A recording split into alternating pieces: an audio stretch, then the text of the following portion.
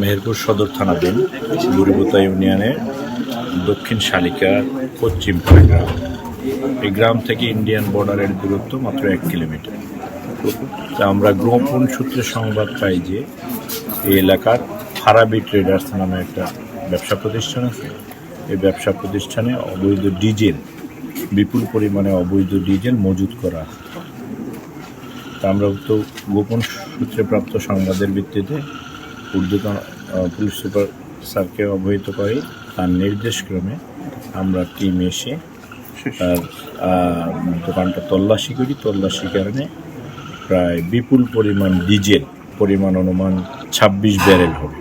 26 barrel diesel আমরা স্থানীয় লোকে এবং সাংবাদিকবৃন্দের উপস্থিতিতে জব্দ করি। যেহেতু সরকার অবৈধ মজুতদারের বিরুদ্ধে কঠোর আইনি ব্যবস্থা নেওয়ার জন্য নির্দেশ প্রদান করেছেন, তাই আমরা পুলিশ সুপার মহোদয়ের নির্দেশে জব্দ করি।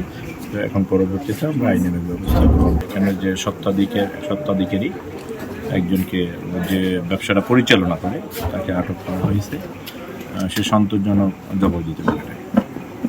এখানে যাচাই করছি, কিন্তু তার একটা কাগজপত্র ঠিক নাই। তার একটা লাইসেন্স দেখায়, সেটা 24 সাল পর্যন্ত তার মেয়াদ, তারপর থেকে তার মেয়াদ নাই। এই তেলগুলো কোথা থেকে এসেছে বলে তারা সে জানিয়েছে? সে সন্তোষজনক জবাব দিতে পারে নাই।